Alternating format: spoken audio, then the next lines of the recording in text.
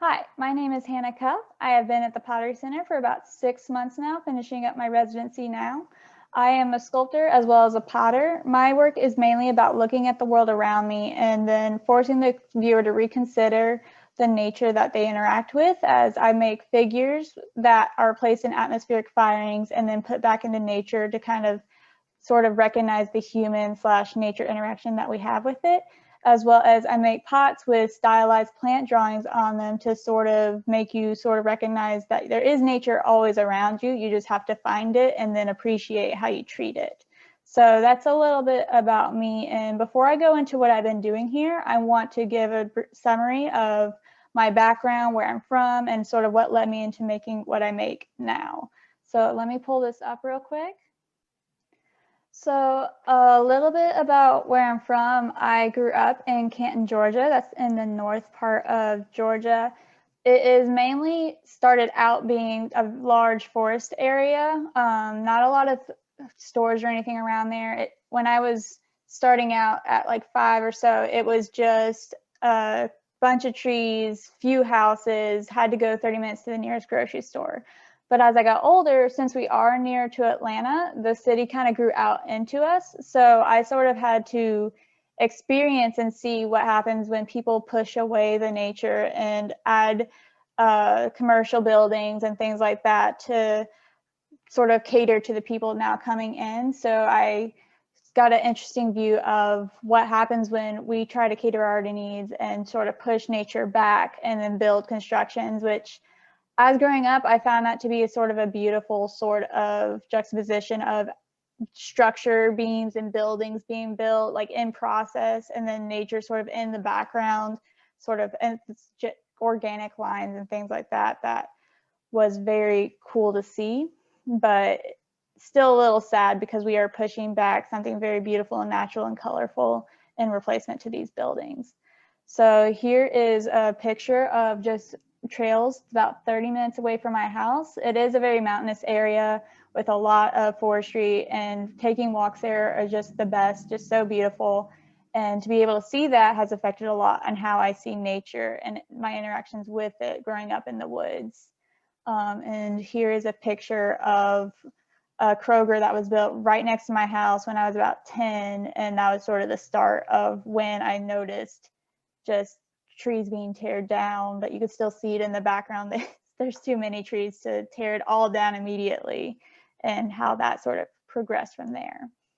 I got also a different sort of view than my friends on this because my dad has always been a part of construction. So when he was watching us, we would go to construction sites sometimes, and I got to see the process of it more personally, and what was involved with how you clear a field and then also start putting down the base and then building it up, and what happens with that and what they need to consider to both kind of collaborate with nature, because the ground and how it sort of works with buildings being put on it and how they kind of have to work with it. So there is a collaboration between handmade and nature, but we are pushing it away mainly in my area. So I talk a lot about the interaction between that and how that works with me. So early on, making art for me was a lot of watercolor. This is an early watercolor painting of mine. It's a cotton plant my aunt used to pick in South Georgia, and she'd bring it back up to us. I always love to see the local plants and even plants in the same state, even though it doesn't grow in my area. I found plant life very beautiful, and sort of how we use it as commercial items was very interesting to me, and finding out sort of what we use it for, but also sort of enjoyed it in its natural space. My mom was a seamstress, so the idea of her also using cotton fabric was very just an amazing idea to me. Just this plant was then picked and then processed, and then my mom makes clothes and fabric and uses the fabric to make curtains out of it. So I love making landscape and plant paintings early on during my homeschooling and high school time.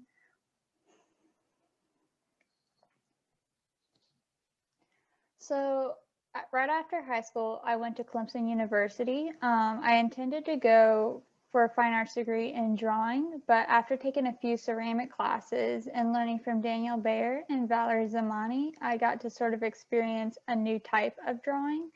As you can see, I never considered the three-dimensional drawing, but seeing Daniel Bayer's sculptural line work that I consider to be three-dimensional line on top of his traditional pots, as well as Valerie Zamani's use of sculpture and drawing in the round on her pots, it was a new way to sort of consider how you interact with a viewer in a space and what I can draw on these forms to have a new sort of representation of the world around me. During that time as well, I had classes with Carly Drew. She was one of my drawing professors. I never considered the southern landscape in the way that she drew it, using broken down buildings of the southern houses that are left behind and how nature interacts with it later on. This was a new way for me to sort of think about nature and how the environment is affected as well by nature coming back in. So I was really excited by how she saw this world and how I could then interpret it as well in my drawings on sculpture from here on. This one is one of my first installations senior year of college. I used the found objects that I found on my walks and recreated compositions that I've seen and sort of created an interaction with the viewer in the gallery space to consider artwork and nature and how you can experience new views on your walk from then on, being what we leave behind in nature after construction or just what you leave on walks, and how it interacts with nature, as well as adding the handmade and again with the ceramic extrusions and some line work that I worked with slip cast burnouts. I continued on with the slip cast burnouts, trying to create a new sense of line for myself, as well as creating structures with burnout fabrics using fiber as a new type of handmade human resource that is then created in a composition inspired by natural compositions I saw on walks I still made. Clemson had a wood fire about once every year.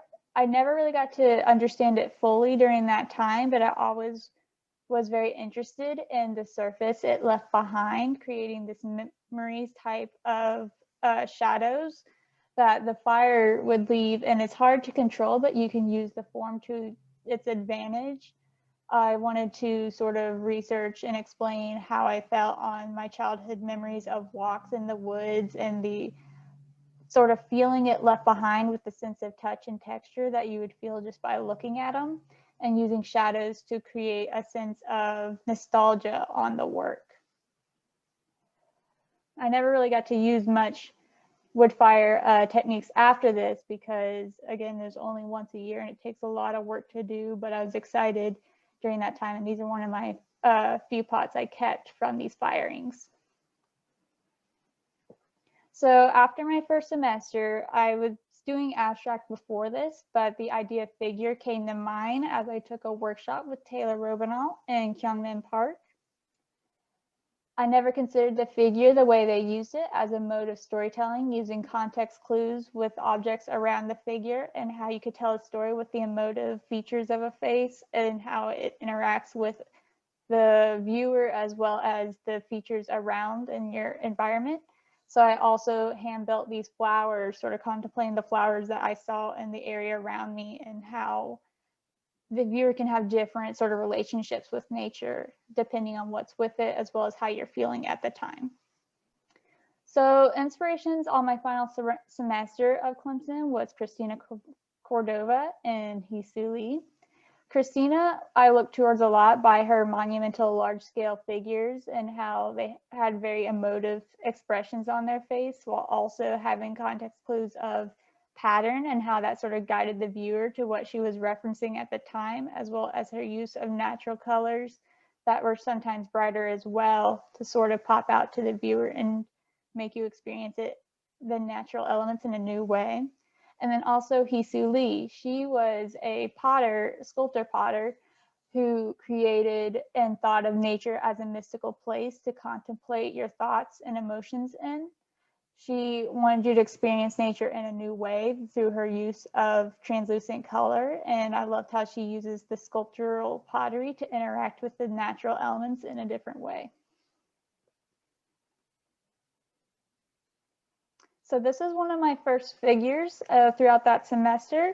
I wanted to play with the idea of memory and sort of having these momentums that you had after people are left behind, using the context clues of a jacket that I was left behind after someone close to me passed away.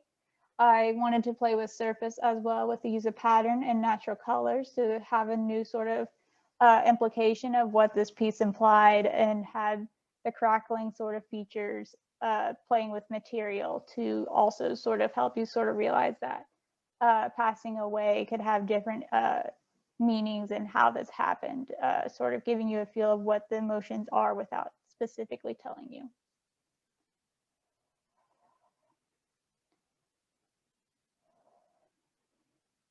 Here is another figure. I love playing with gesture at this time and what the figure can imply while also using the surface. I was very intentional with trying to keep drawing within my practice, using large scale drawings while also creating figure surface. I kept with the three-dimensional lines while also drawing on the figure to play with both the figure's gesture along with the gesture of the line to create a feel of atmosphere and wild emotions that kind of go with what is going on the inside of a person's mind. So right after Clemson, I went back home to Georgia. I was teaching pottery classes to the people in the area, so that was a lot of throwing and creating functional ware for me, and it made me reconsider how the functional ware can interact with a person more personally with the use of it, and how I can create a surface that makes them consider as they use it the world around them. I took pictures of plants and natural landscapes and also houses in the area to make them recognize sort of what's around them and make them reconsider what they see as they sort of pass either by car, on walks, and just sort of make them recognize certain characteristics of the environment they're in.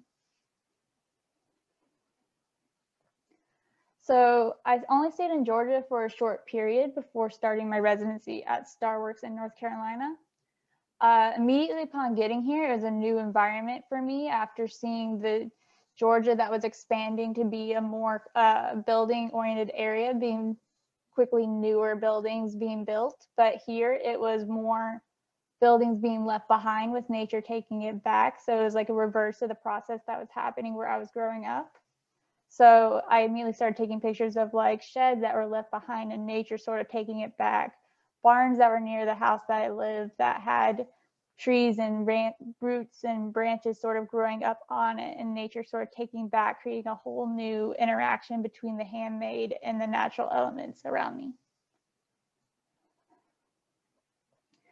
So this is one of the figures I started out with at Starworks. This was put into a wood fire.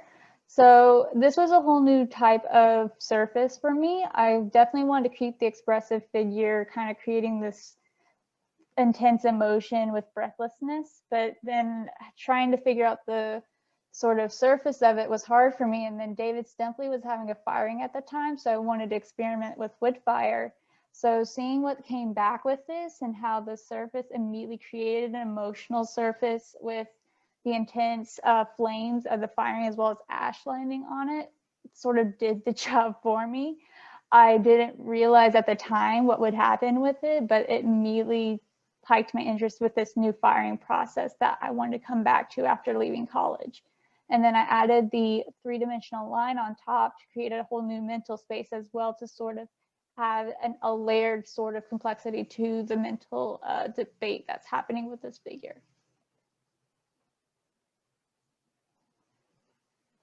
So this is one of my last three-dimensional lines that I created. I wanted to play with the idea of the broken down buildings and nature coming back on top, having an interaction between the natural and the handmade structure.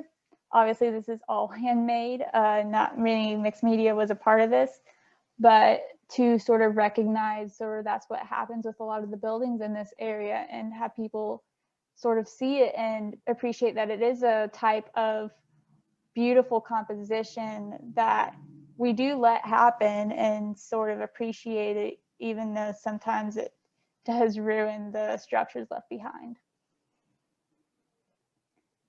And then this is one of the last figures I made at Starworks. I have been getting more into wood fire at the time, but I didn't really recognize until this figure how much different it is to build for a wood fire. And that became a new mission for me, is to learn and sort of plan for it.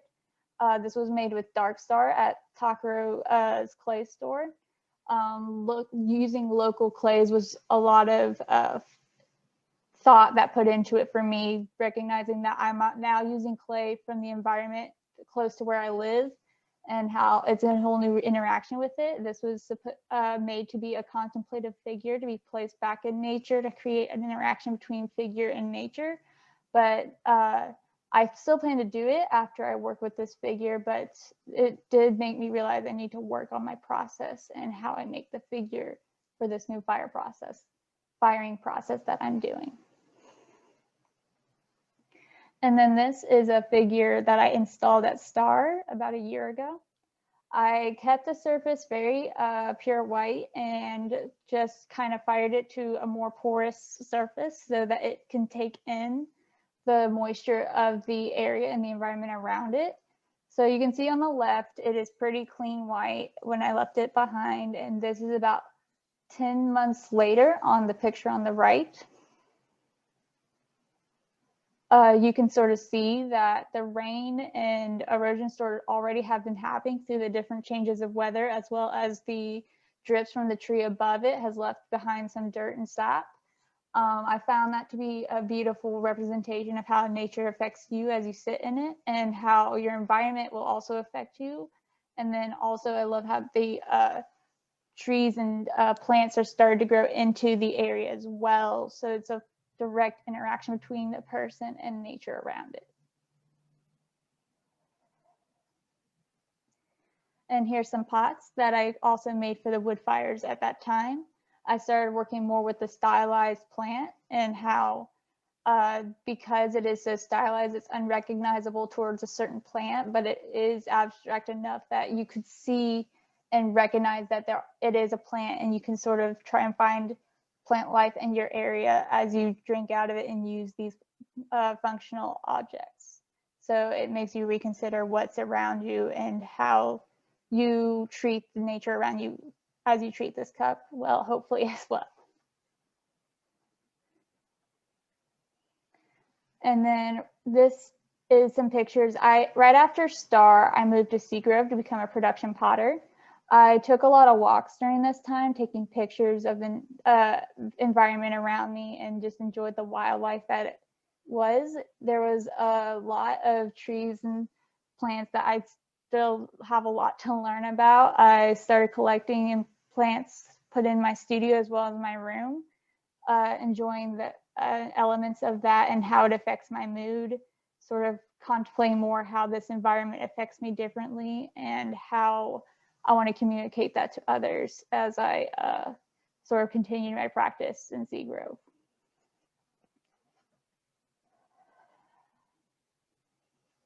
All right, and then after 6 months as a production potter, I started my residency here at the Pottery Center.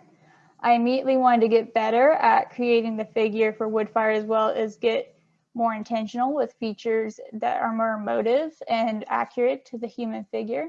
So on the left and right, you'll see these really detailed hands. Those are actually mold casted hands that I made to reference as I create hands from clay, as you can see in the middle, and how that can react to a wood fire with the atmosphere, and how the gesture can affect how it catches the flame. So pretty quickly after I started my residency, me and Scott Jones, my other co-resident at the time, had a groundhog firing. That was a new experience to sort of lead on a firing and make intentional decisions on what we wanted from it to affect our forms.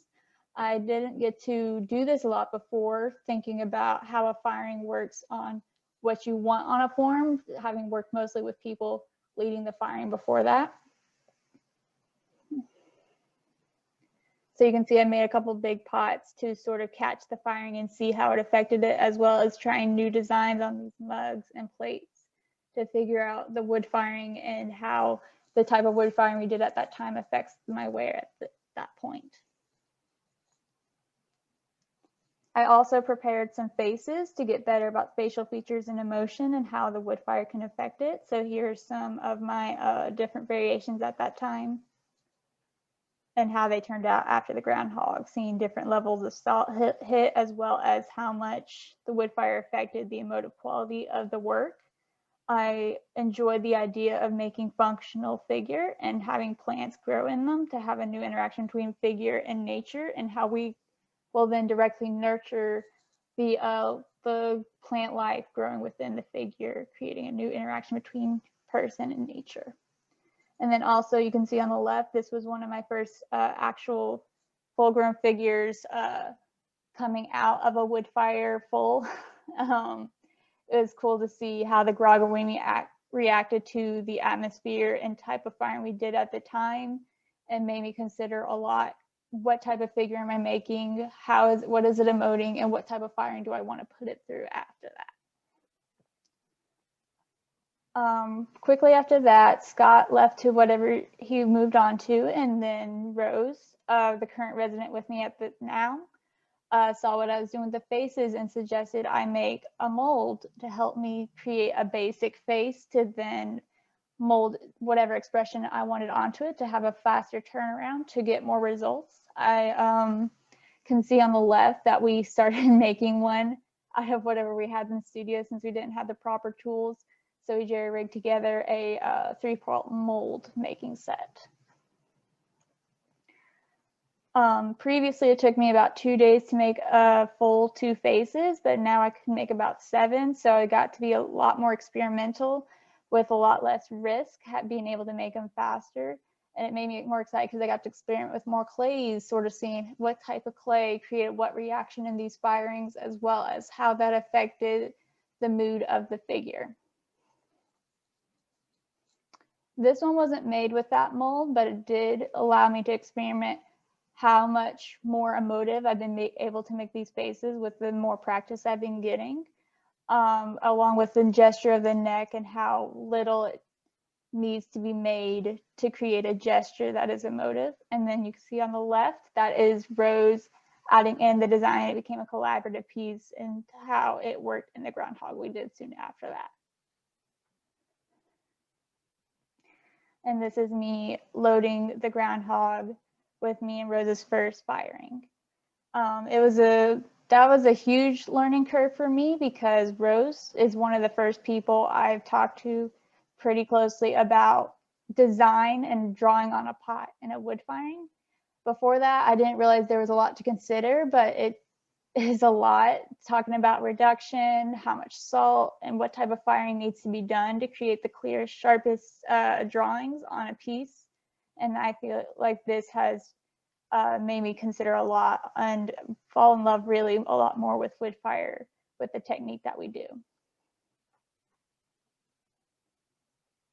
And here's some works that came out of that wood fire. You can see that I also have played more with design and what that does with the work. Here's some shadow designs on the right that kind of made me consider what nature used to be there and how there's a remnants of it, but it is gone. But it'll always have an implication that it used to be there, depending on how it affects the structures that are there now, as well as what is trying to grow back. And then you could also see on the left some figures that came out of the firing, seeing different levels of where it was in the kiln and how much salt hit it, as well as what kind of materials I used with it to kind of what happened with the faces. Also during this time, I was able to dig some of my own clay and process it myself. It was a lot different than using factory made clay at Takero's store because Takero especially mixes it to be a very good sculpting clay or throwing clay depending, but this was a whole new interaction because I had to work with the natural clay instead of having the clay work for me. So it was a new contemplative of me digging up the clay in my environment and then molding it to the facial feature I wanted, and then sort of debate what plants I'll put in it to have this whole new environmental and myself interaction. Also during this time, I got to make big pots.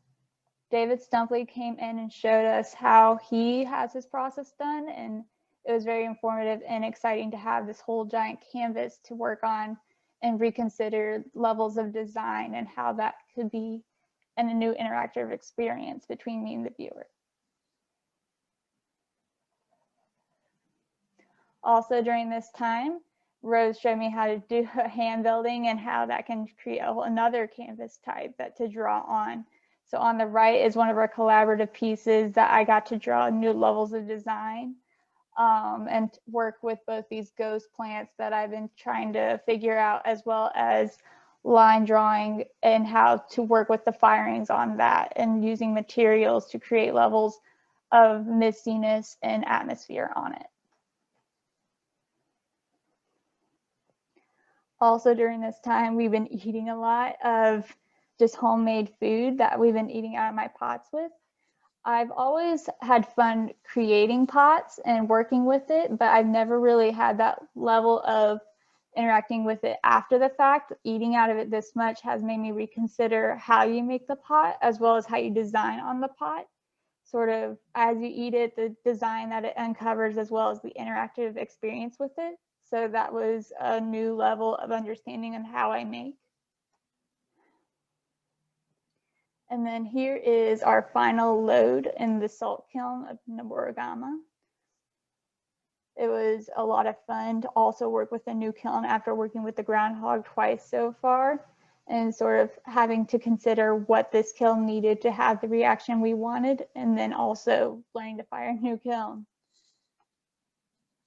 Here's some big pots that came out of it.